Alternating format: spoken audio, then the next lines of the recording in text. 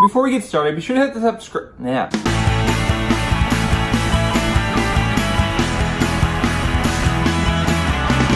Hey everyone, thanks for checking out my channel. My name's Eric, and if you are here, hopefully you like everything Disney, because we're going to go over some Disney pins today, and especially how I display my Disney pins. I've gotten some questions before, and I thought I'd actually do like a how-to video about how I display them and show you the process I go through and what I use and all those kind of things. But before we get started, be sure to hit that subscribe button, give this video a thumbs up because that really helps me out, and follow me on Instagram and Twitter because if you like all things Disney, I post a Disney photo every day of the week over there. Let's get started, and like I said, I brought back pins from my last Disney trip, and I've done this for all my Disney trips. I don't trade the pins, but I keep them as souvenirs from things that I did. And so we'll go over some more of them and kind of tell you some stories as I put this together. But like, for example, I bought the Disney Vacation Club pin because it was my first trip with Disney Vacation Club. If you want more details on all the pins too, you can always check out my haul video. I went through them all there. But we've got some pins, and I've also got a surprise one here because I wasn't able to get this one when I was down there. Now, I start out with a few things from Michael's, which is a craft store here in the US and probably in your area if you live here. But I use this shadow box, and so this is a 12 by 12 shadow box. And these retail for around $26, but they're often buy one, get one free. So I usually pick up two because I buy these canvases, which is a 2-pack, and these are roughly like $9.50. So use a coupon for Michael's on these. You can usually save 40% or more on those, but these are perfect and they fit in here, all right? So we're gonna start with this. And so I go ahead and I open these up. Okay, like I said, there are two in the box, so we're gonna discard this one for now and we'll use this later, but we're gonna use this one that's already open. And these are black, and these are perfect because I like the black background. They have white ones. The square black ones are a little bit harder to find. They are online, but one of my local stores picks them up. Not the one I normally go to, but I just go there and pick these up when I need to. And so the first thing I do is I kind of try and lay out my pins. So let's go ahead and take these off the backs. It's important to lay out the pins because if you don't, then when you poke through, it will leave a mark and you have to cover it up. It will show through. It doesn't just heal itself, basically. Yeah, so I take the pins and I kind of put them in the spot where I think I'm gonna want them, okay? So this is my Copper Creek pin, because that's where I stayed the last time. I think I'm gonna start here with the Disney Vacation Club pin and put it up in the corner. Now, you don't wanna put it too close to the corner because there is wood back here, right? So you wanna give it some room from the corner. Okay, so we're gonna put that one like right there, and I basically just lay them down so I can see them. And I like to kind of group them, I don't know. But I'll use half of this for this trip, and I'll use the other half for my next trip. But here I've got Mickey's birthday party, because it was Mickey's 90th birthday. So we'll put that up there as well. And then just a few more. It was the first time I went in 2019, so I got the 2019 pin. Maybe we'll have that kind of at the top, because it makes sense because it kind of groups all these together. It was Chinese New Year when I was there, so I picked up this pin. And then the last one I picked up was the Valentine's Day pin because I was there right before Valentine's Day. And it's Little Mermaid, thought it was appropriate. All right, so now that we've got all of these off, kind of put them on top here, and you can kind of see right there how they are arranged. Now let me go over this other special pin that I did order. They were sold out when I was there, and thankfully I was able to find a seller on eBay, and they didn't charge me an arm and a leg for it. Let's go in here, because it looks like they sent me a little bit of a note as well. Oh no, just some foam core. Here I thought it was a note, and it was just foam core to hold the pin straight.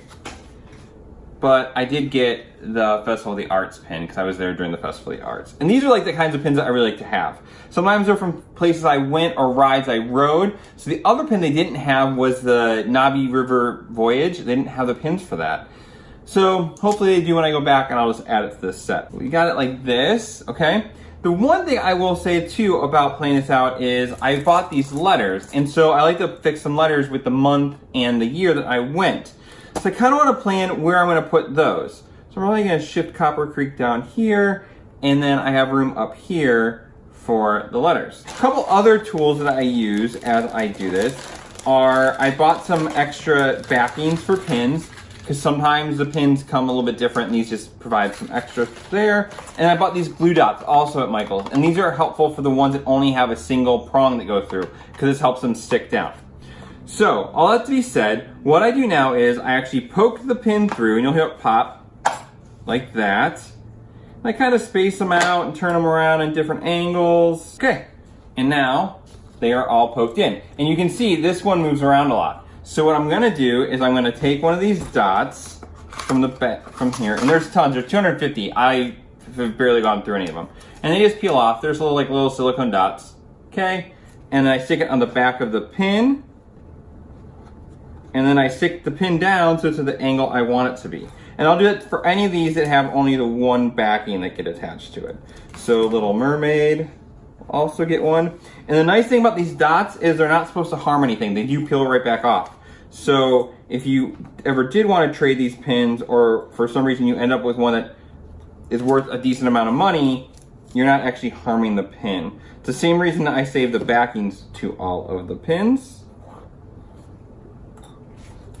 All right, and so here we go. All right, so now they are all stuck down like that. And I left the gap up here because I'm gonna put the month and the year there. But before we do that, on the back now, we've got all of the backings. So again, remember I told you not to push too close to the corner because you need to get the backing on. And so sometimes Mickey's ears have to go down when you do this, but otherwise you're pretty good usually. Let's just push these on there. All right, so all those are on there. And we've got the front on here. And the next thing we're gonna do is I'm gonna take some tweezers, and they will help me with these letters because they are kind of small. I bought these on Amazon, there's a couple bucks. But let's see here. So I was there in February, so I need an F. They're probably a little bit too small, actually. They get a little bit tricky to peel off. Where are the Fs? A, B, C, D, E, G. I don't see any Fs. I'm serious, I don't see any Fs. Oh, they're up here in the corner with the A's. That doesn't make any sense. Okay, so I like to use tweezers because they are kind of small and my fingers aren't great at applying them. But I just press it down there. Then I need an E. I'm not too picky about the lines for these. It's just kind of just an average spacing and layout. And then we need a B. And then we need a 2019. So those are a little bit easier because the numbers are together. So the 2s are right there. Zeros. Zeros are always tricky because the center always wants to come with the other part. Got it. 1. You have to let me know in the comments below how you display yours. We're almost done here. All right, so there are the letters up there, if you can see that. And the pins are fixed, so we can put all of this to the side. And then our last step is to open the shadow box, and I'll show you how this part works. So this is a shadow box. It's square. It also fits 12 by 12.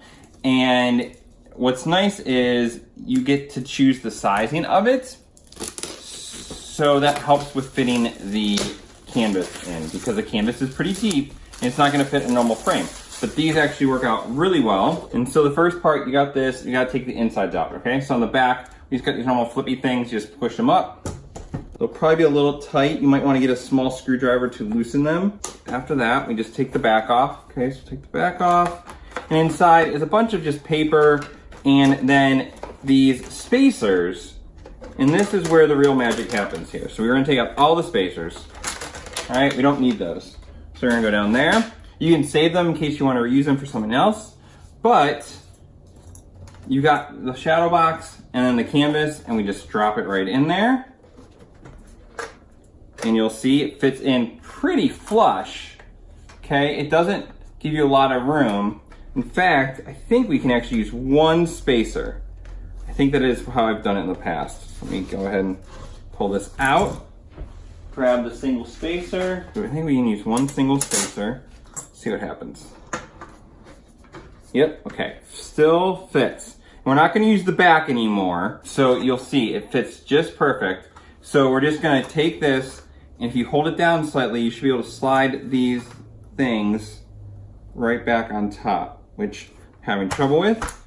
And that is, oh, there we go. And this is why you need that small screwdriver. You can loosen them, and it really helps with putting them together. That's it, all right? So that's how I display mine, and I'll put another trip down here, so probably my trip in May. And if I get the Navi River Voyage one, then it will just go up here close to the top. This helps me remember what I was doing when I was there and then when I went. So yeah, let me know what you think in the comments below. It's pretty inexpensive way to do it if you consider that the frame can be around 13 bucks. The canvas, if you use a coupon, can be around 5. So around for 20 bucks, you can do all of this. And like I said, that gives you actually 2 sets. Well, I guess it's a little more if you want to do 2 sets because you have to buy the second frame. So around 30 bucks, you can actually do 2 sets of these and display them on your wall. They hang pretty nicely, and it's got a glass front, so they're a little bit protected. I don't know. I think it's cool. I love this. I love displaying them like this. I can't wait to get this up on my wall today. But yeah, leave me a comment below and let me know how you display your pins. Follow me on Instagram and Twitter, like I said. Subscribe to my channel and like this video. It really does help me out. And just leave a comment. Let me know you're here. Be sure to subscribe to and hit that bell icon because my vlogs will actually start going up again next week, where we go to day 3 when I spent the day at Magic Kingdom, and then I went over to Epcot and I went back to Magic Kingdom. So it's another full day. I might split up. We'll see how that goes. But until next time, guys, I hope you have a really magical day.